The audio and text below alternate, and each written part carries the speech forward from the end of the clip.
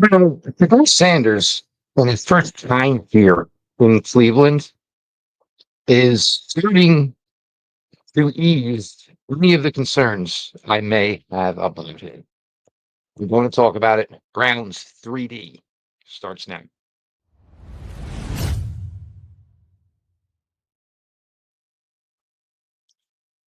Welcome back, my friends, to the show that never ends. Your daily delivery of all things Dog Pound Browns 3D on the OBR streaming network. I am your host, Jeff Lloyd. Continued appreciation for all of you for the support here through the written word all day long on the OBR, of course, the OBR streaming network.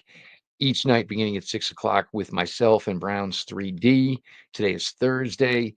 You will have All Eyes on Me. Brad Ward, Casey Kinnaman on afterwards. Casey is back 100% after his spam-filled draft weekend. We hope you stick around for that afterwards. And as always, make sure you subscribe to the OBR on YouTube and, of course, to the OBR over on Twitch. Now, I told you yesterday, and look, I am not necessarily a fan of people living their lives through social media. I have teenagers. I get it. It's, a different world from what I grew up. I do enjoy social media, obviously. Social media has allowed me to have opportunities like this. I don't need to see each and every ounce of someone's life on social media. Again, this isn't Shedeur Sanders necessarily. This is people within his camp. But has gotten to town, has gone to the team gym. That was the first destination he was to. Has gone out, has been working out.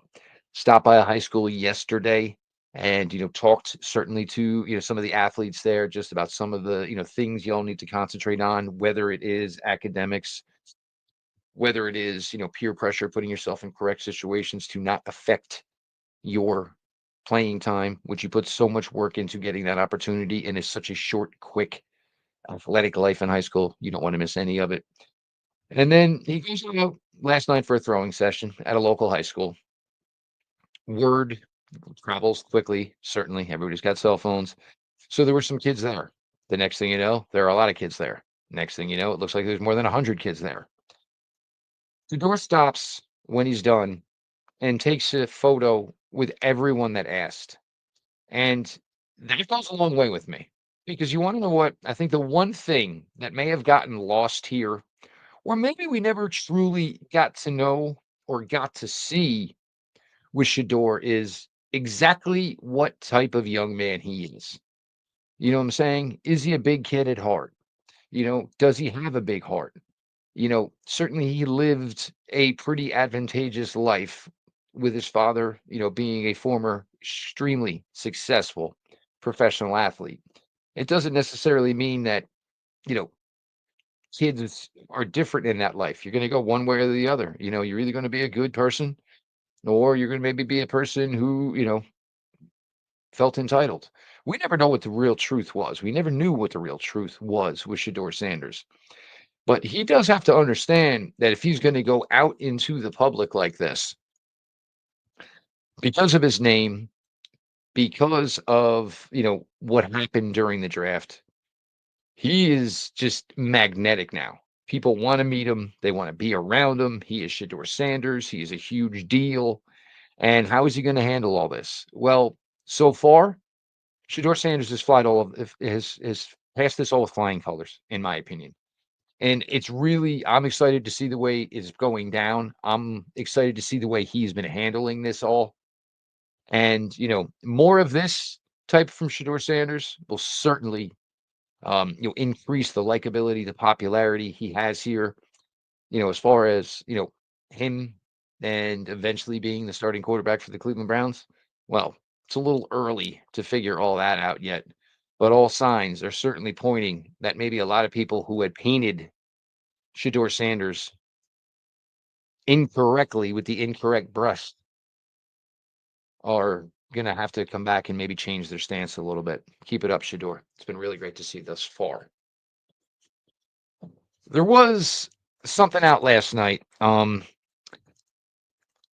sorry, this is regard to Nick Chubb and, Ken Carmen. Love Ken. Ken, great dude.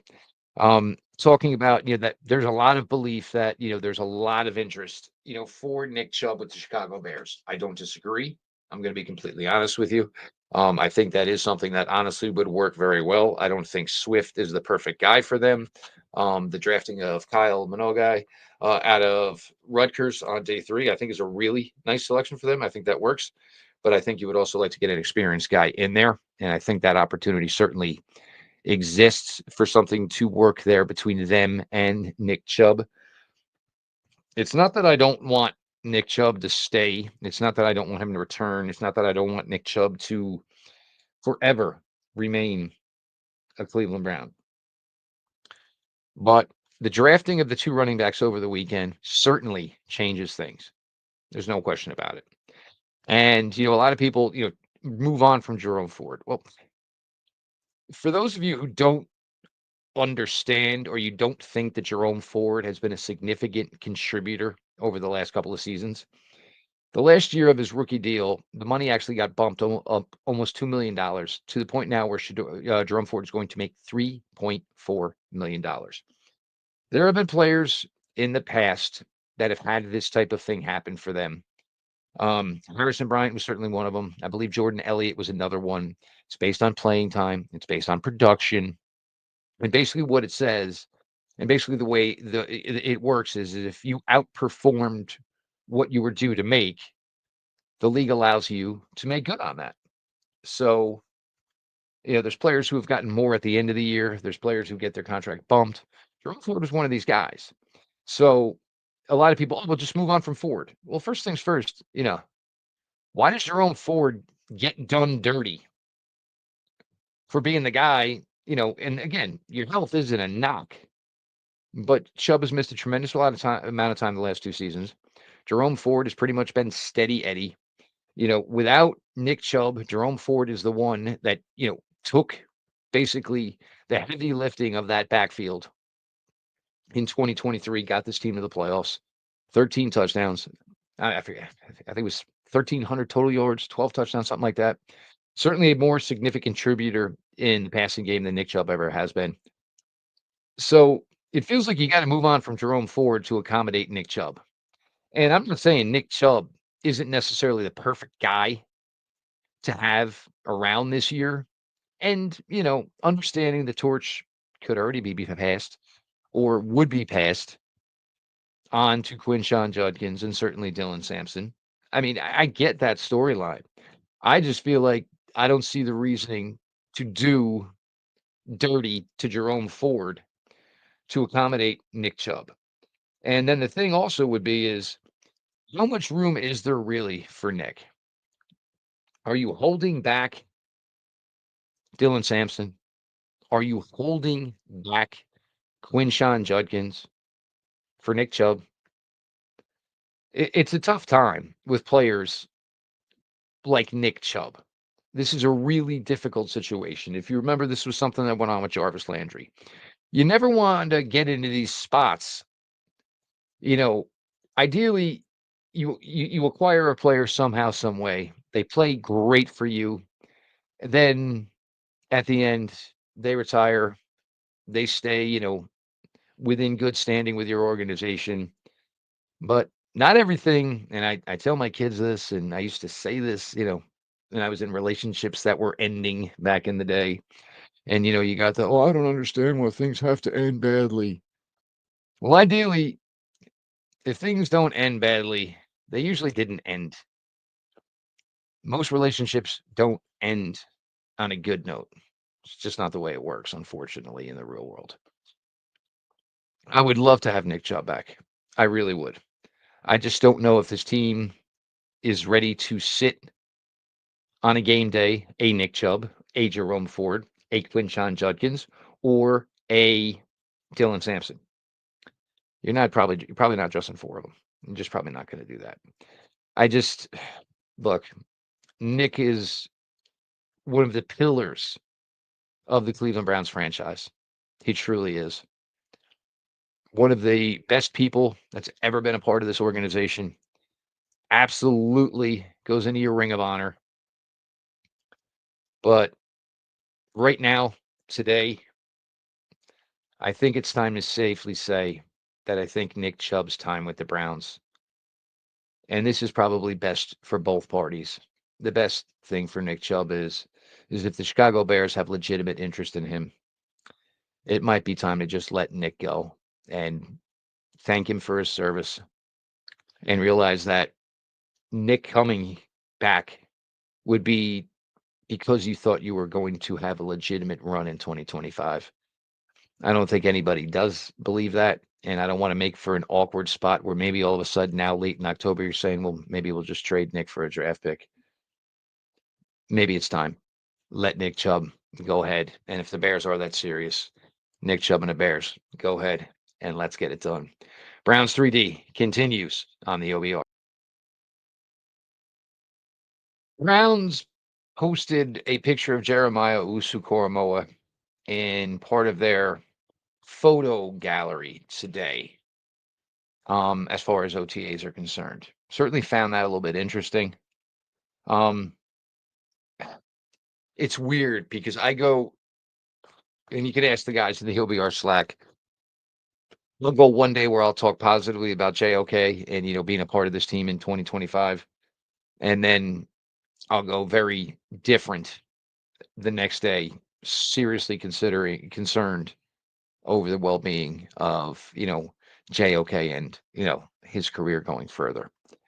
I believe it was Tony Grossi, and certainly don't want to put a highlight on that name, who mentioned that he believes there's a good chance JOK may miss the 2025 season. Well, May is such a dangling, dangling way to describe it. I may have breakfast tomorrow. I may not. You know, so if you're trying to break something, how about you will miss, not may miss? It's not an earth-shattering, you know, statement to make. Then you see a picture of him today at OTAs, which is, surprising. Does anyone actually know the truth right now? Does anybody actually believe anything right now? That's all of these things that I truly think about. Uh, you know, when we get updates on Jeremiah Usu-Koromoa, they aren't updates. It's basically, yes, the update is that there really is no update. Okay.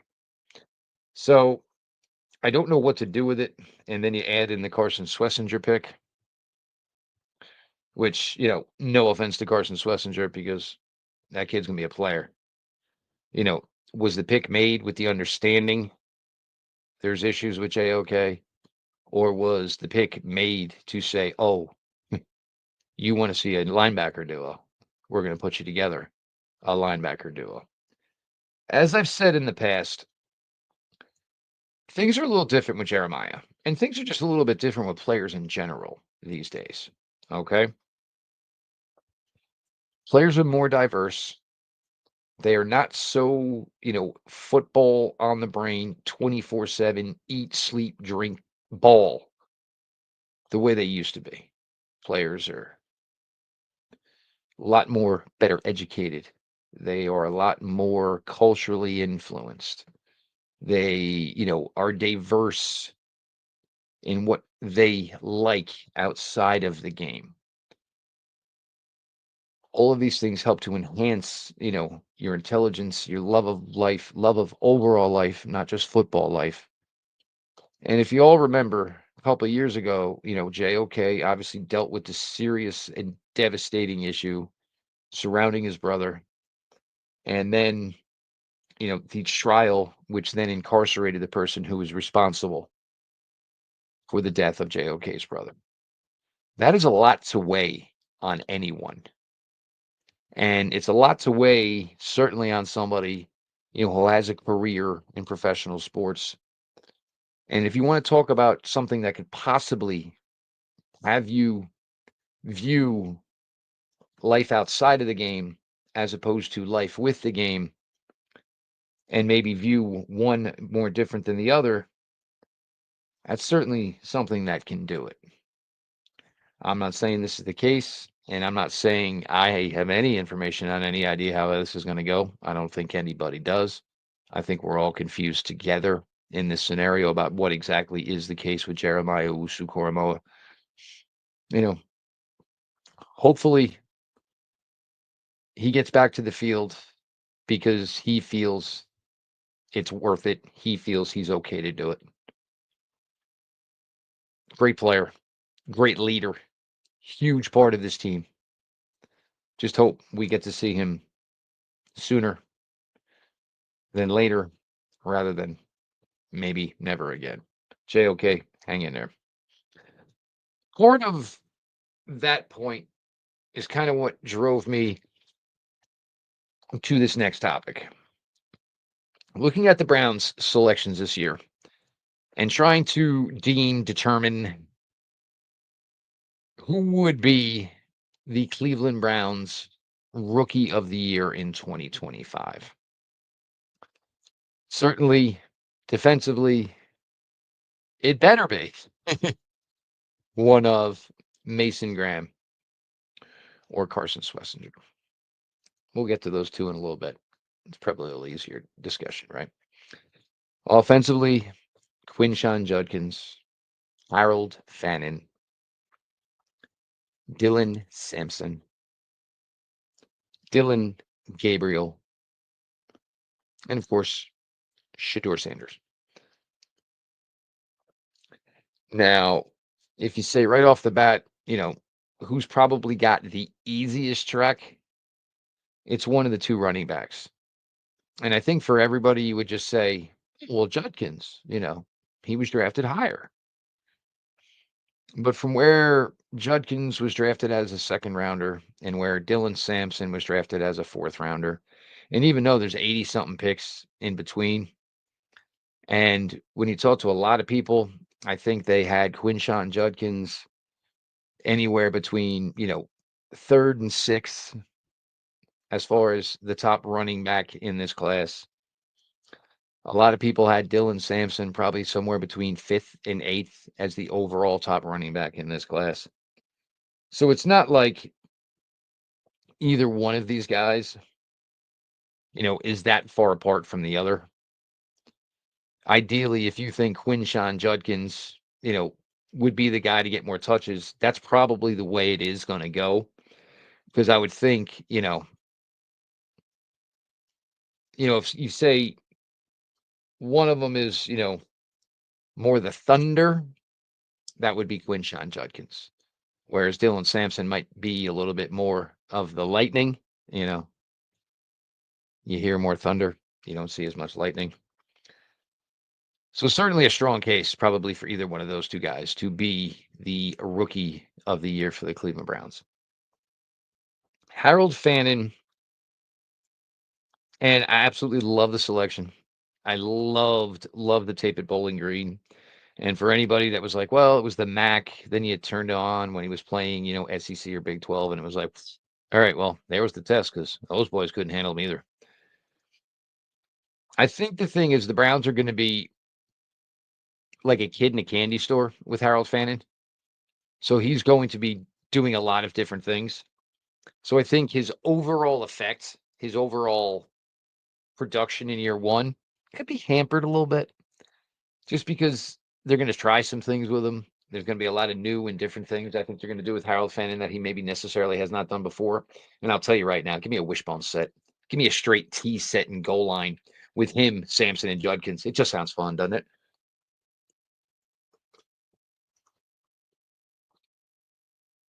Sorry, Holland. I got to drink a lot. So I don't know where, Fannon is going to fall here. And plus, how many receptions is he going to get with Judy, Tillman, Njoku? I hope I'm actually wrong because I think the full Harold Fannon effect could be something really, really fun and special.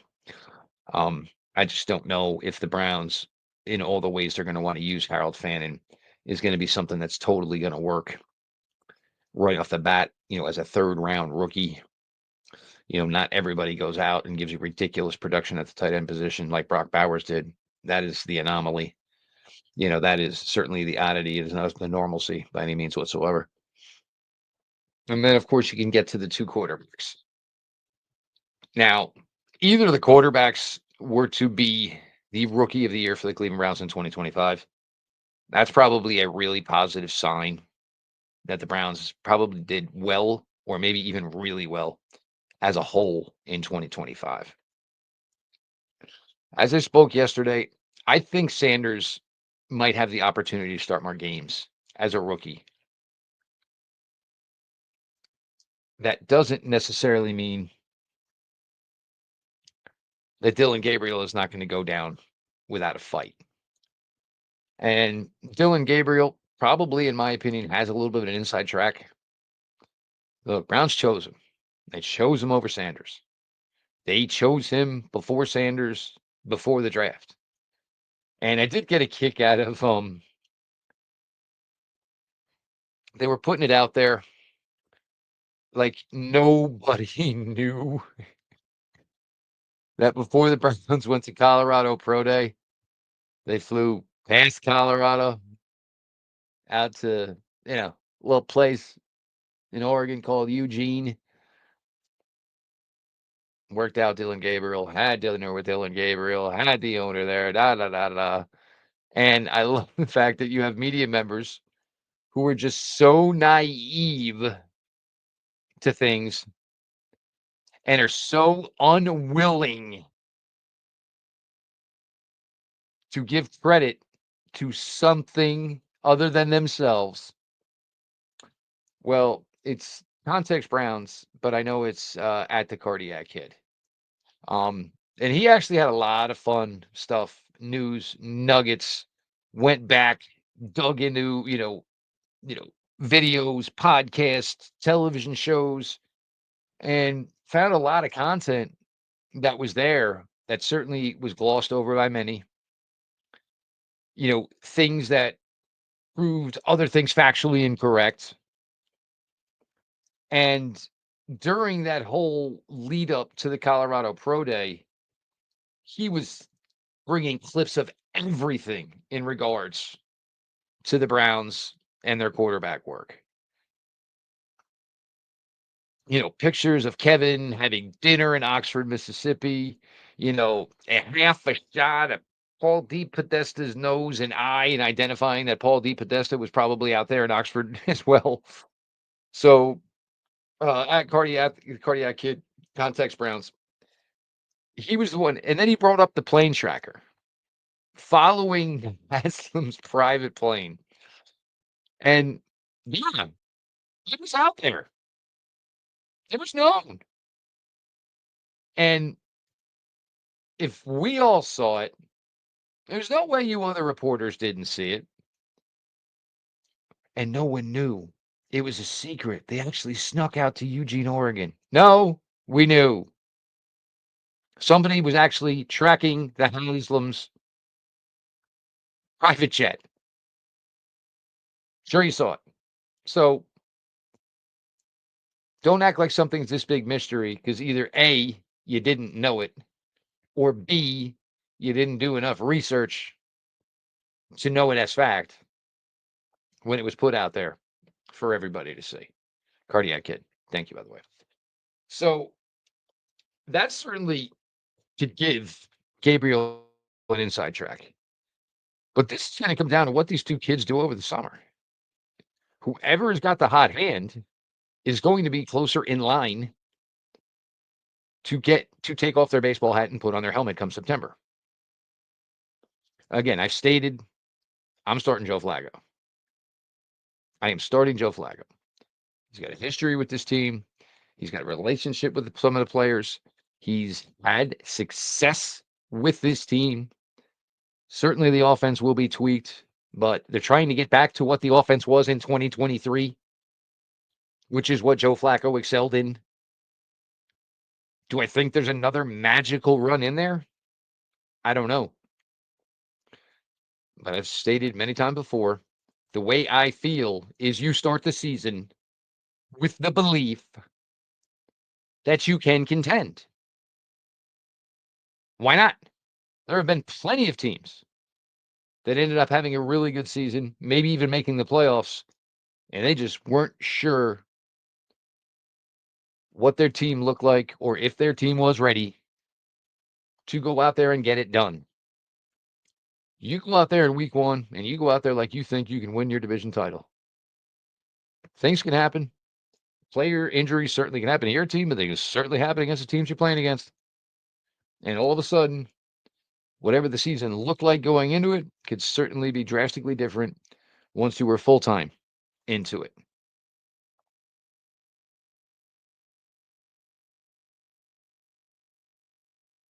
So Gabriel could get his opportunity. So could Sanders. Could be a world where they both play as rookies.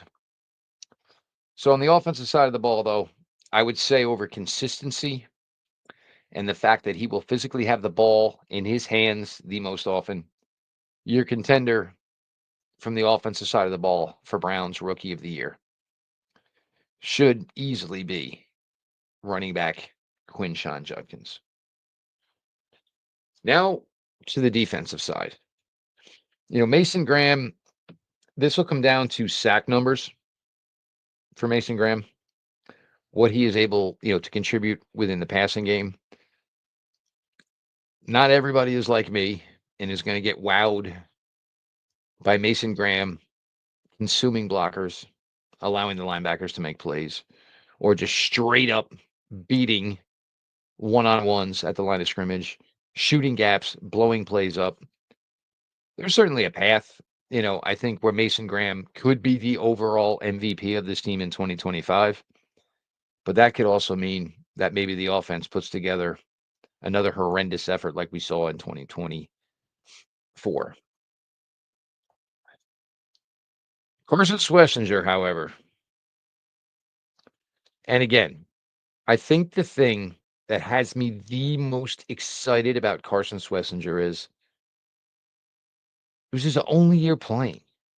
Again, you find any kid at any school in America right now who barely played his first 2 years within the program and didn't say, you know what, I'm hitting that portal and I'm getting the heck up on out of here. UCLA said, look, we're going to move some guys around on defense. You have shown us everything you need to show us. We will give you your opportunity. And Schlesinger went out and balled, led all of FBS in solo tackles with 90 solo tackles. 90 solo tackles is a hell of a number. That's a really, really impressive number.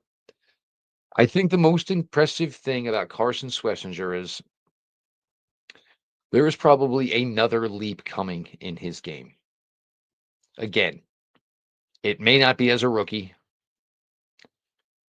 but certainly by the beginning of year 2, you could maybe start the early conversations of, my God, the Browns really stole one of the game's best linebackers. And it was a guy that not a lot of people talked about. He didn't have athletic testing numbers. All you knew is he was 6'2" and 240. But he's a tackling machine. Whatever his speed is, he looks faster on tape.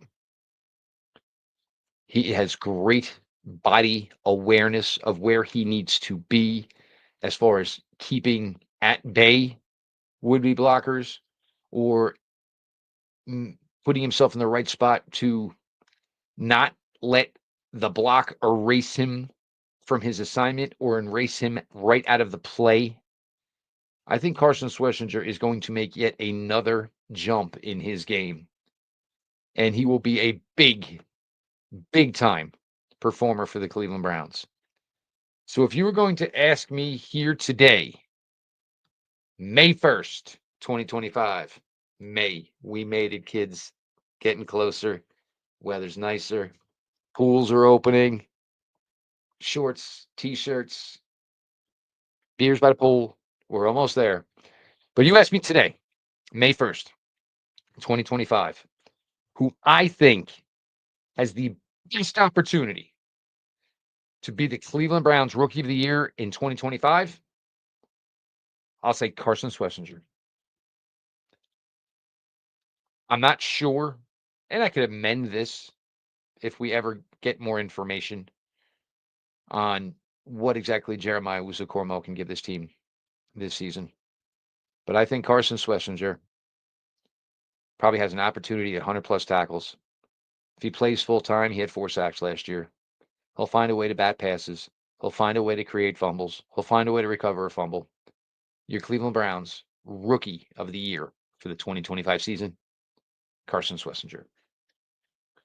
We got one more episode to get you out tomorrow.